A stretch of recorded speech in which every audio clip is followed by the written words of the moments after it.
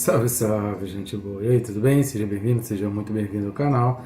Nesse vídeo a gente vai falar a respeito da quarta voz, a força para crer que amanhã vai ser melhor. Vem comigo até o final, vamos junto!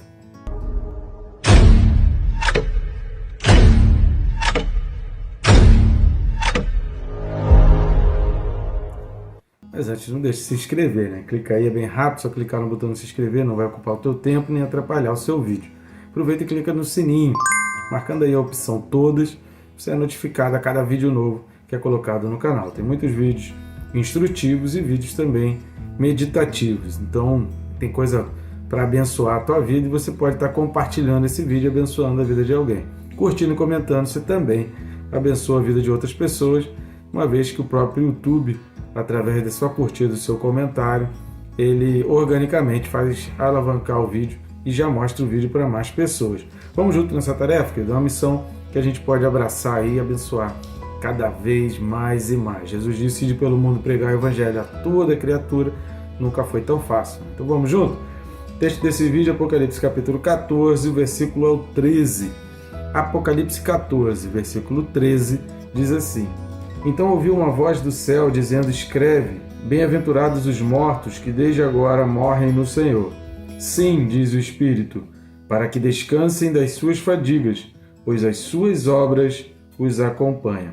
Então aqui tem muitas informações valiosas, algumas informações que a gente vai meditar aqui, que pode dar indício de uma coisa, pode dar indício de outra, mas a gente vai avaliar o contexto, porque a conclusão, na realidade, como está falando de futuro, a gente não tem precisão, a gente não tem certeza dos acontecimentos. Importante escrever que aqui esses bem-aventurados é a segunda das 7 bem-aventuranças. Nós já falamos isso lá atrás, quando falamos no capítulo 1, versículo 3, que era a primeira das 7 bem-aventuranças, aqui é a segunda. Então o Apocalipse contém 7 bem-aventuranças, que são 1, 3, esse versículo aqui, que é o 14 e 13, e aí tem 16, 15, 19, 9, 20, versículo 6, 22, 7 e 22, 14. São as 7 bem-aventuranças no Apocalipse, das quais essa aqui é a segunda bem-aventurança descrita aí no livro. E quem são esses bem-aventurados? Quem são aqui esses felizes? São os mortos. Então, embora o versículo esteja dizendo aqui que desde agora morrem no Senhor, e essa palavra morre aqui significa realmente morte natural, que desde agora morrem no Senhor, a expressão que Deus está falando aqui, bem-aventurados os mortos, significa que naquele momento já estavam mortos e não que estavam morrendo. Talvez se não tivesse essa expressão os mortos, tivesse apenas bem-aventurado aqueles que desde agora morrem no Senhor, estivesse falando daqueles que desde agora morrem no Senhor, tivesse um apontamento muito mais claro para pessoas que estivessem morrendo naquele momento ali, nesse momento futuro dessa grande tribulação. Então, nesse momento aqui da tribulação, a gente não pode esquecer que algumas pessoas imaginam que o que está descrito no capítulo 6 faz parte da grande tribulação, mas no meu entender não é a grande tribulação. A grande tribulação ela vai começar, são aqueles 7 períodos, aqueles 7 anos, que são divididos em 2 períodos. 3 anos e meio de muita paz, de muita hegemonia, do anticristo tomando conta, assumindo o controle, porém com a perturbação ali, o mundo sofre a perturbação das 2 testemunhas. E depois que as 2 testemunhas morrem e ressuscitam, vem aí os 3 anos e meio de total afronta, desespero e força do anticristo, então da besta. Exatamente pelo que Paulo fala, e aí a gente entende um texto bíblico baseado em outro, pelo que Paulo fala em 2 Tessalonicenses capítulo 2, esses 7 anos só vêm a acontecer, só começam a acontecer exatamente porque a igreja, o Espírito Santo já não está mais presente. Então eu acredito que o tempo anterior a isso, e aí a gente está falando dos selos, os 6 selos, os 6 primeiros selos, a igreja vai participar, a igreja estará presente nos 6 primeiros selos. E aí no 7º selo, ou um pouco antes da abertura do 7º selo, a igreja então é arrebatada. Então no 7º selo a igreja já não está mais presente, e o 7º selo é o segundo ciclo do Apocalipse, já que até o versículo 20 aqui do capítulo 14 a gente está terminando o 3º ciclo, e aí o segundo ciclo vem exatamente em função do 7º selo, são as 7 histórias simbólicas aí que na realidade vão começar no capítulo 12, mas o sétimo selo ele está envolvendo então as trombetas, é o tocar de trombetas, são as 7 trombetas. Então, nas trombetas a igreja não está, mas nos selos a igreja está. Então eu entendo que depois do 6º selo a igreja então é arrebatada, e aí no caso das trombetas, do surgimento do anticristo, a igreja não está aqui, por isso até o anticristo toma essa posição completa e essa hegemonia completa sobre o mundo, exatamente conforme profetizou Paulo, porque a igreja, que é os que contém, que leva o Espírito Santo, que é o que detém o anticristo, o que detém ainda, o que faz com que o anticristo não tenha o seu êxito completo, pleno das suas intenções malignas, a igreja e o Espírito Santo já não estarão mais presentes, já não irão mais deter o anticristo e todas as suas pretensões e intenções. Eu imagino aqui, embora alguns entendam desse texto, quando fala aqui desde agora, que no grego significa neste momento, nesse exato momento, está falando de pessoas que talvez vão morrer no Senhor, mesmo que a igreja, alguns acreditam que a igreja vai ser arrebatada antes, mas que durante esse momento algumas pessoas vão se arrepender. A gente já viu em outros versículos aqui que não tem muita base para crer que pessoas vão se arrepender durante esses 7 anos aqui, ou principalmente durante os 3 anos e meio, os 3 últimos anos e meio, que é a segunda etapa dos 7 anos realmente da grande tribulação. A gente olhando isoladamente esse texto pode passar essa impressão de que realmente algumas pessoas vão se converter durante a tribulação, mas a gente já viu, principalmente nos 2 últimos vídeos, que está falando de pessoas que na realidade são isentas, que não adoram a besta, mas também optaram por não servir ao Senhor. Então os isentos, eles também vão para o inferno.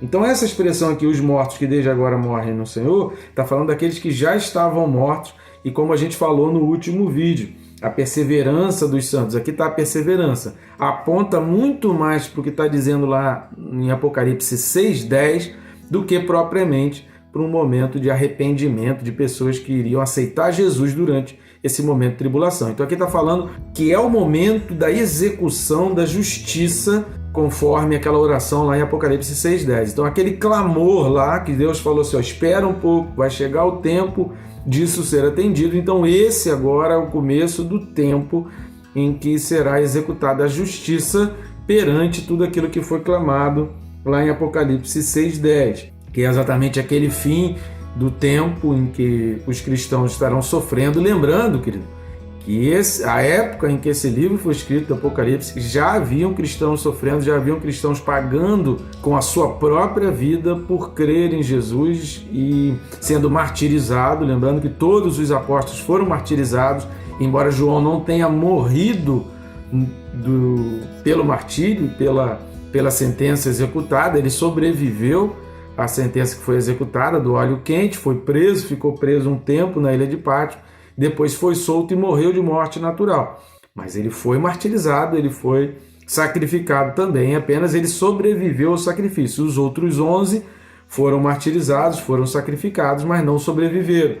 E o primeiro deles foi Tiago, já no iniciozinho do livro de Atos, que nem participa, Tiago, o apóstolo, irmão de João, ele nem participa de todos os feitos de Atos, porque ele morre decapitado naquela prisão com Pedro. Então aqui está falando daqueles que já foram mortos, inclusive desde a época, logo em seguida, a ressurreição de Jesus. E aí está falando, sim, diz o Espírito.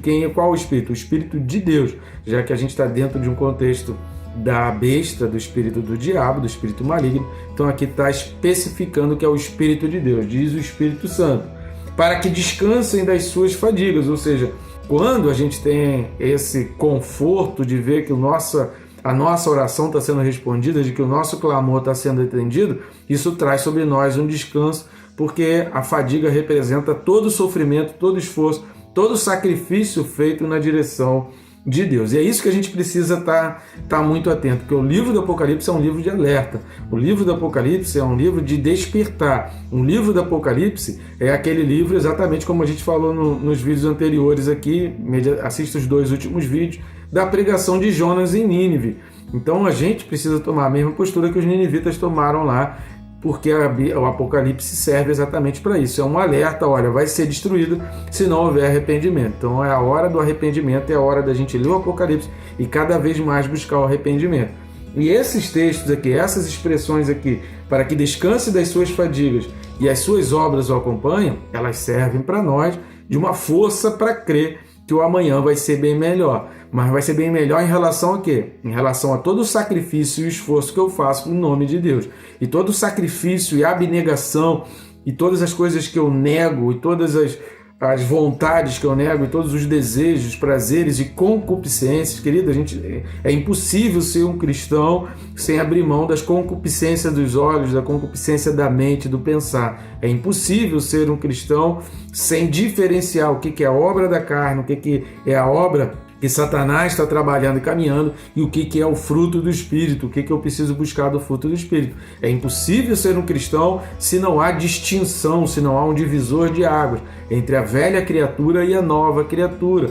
Quais são as características da velha criatura que precisam morrer e quais são as características da nova criatura que precisam renascer em mim, que eu preciso despertar em mim. Então, se não houver esse divisor de águas, querido, a gente está frequentando um clube, mas a gente não está se convertendo. Você pode estar na igreja, mas se não há esse divisor de águas, se não há um Isaac que você sacrificou assim, em momento da tua vida nenhum, você sacrificou um Isaac, você descobriu qual é o teu Isaac que precisa ser sacrificado, qual é aquilo que você considera como mais importante na tua vida, mas que Deus não quer aquilo seguindo na tua vida e você precisa sacrificar aquilo, crendo na provisão de Deus, porque é isso que a gente precisa entender. Não é simplesmente deixar de fazer coisa ou parar de fazer coisa, mas é eu entregar aquilo para Deus, crendo que vou receber o melhor. É essa diferença que muita gente não consegue entender e algumas pessoas falam assim, mas eu não consigo seguir, a Bíblia tem um padrão muito alto, a Bíblia tem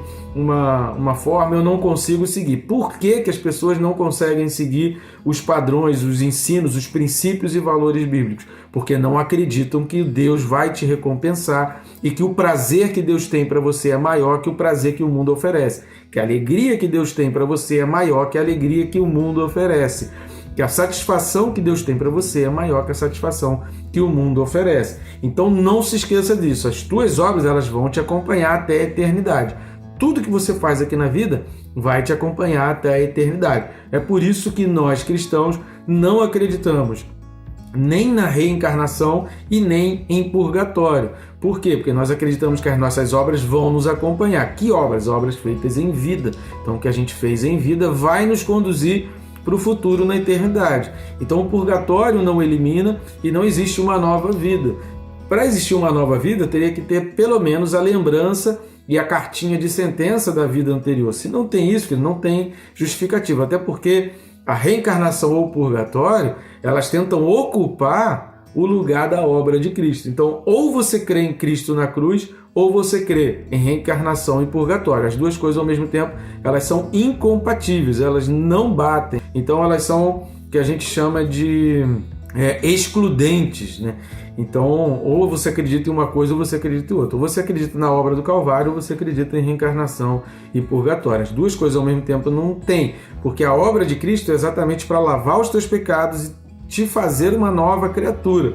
A gente já falou também sobre isso nos vídeos anteriores, que são exatamente aqueles passos do tabernáculo. Se você olhar o tabernáculo, é exatamente esse espaço. É o sacrifício de sangue, é o lavar na bacia de bronze e o entrar no santuário. Então, existe esse espaço para entrar na presença de Deus e para viver as coisas conforme Deus. Ninguém entra no santuário e vive uma vida com Deus se não sacrificou nada e se não se lavou na água do Espírito Santo. Então, são prerrogativas principais para viver na presença de Deus.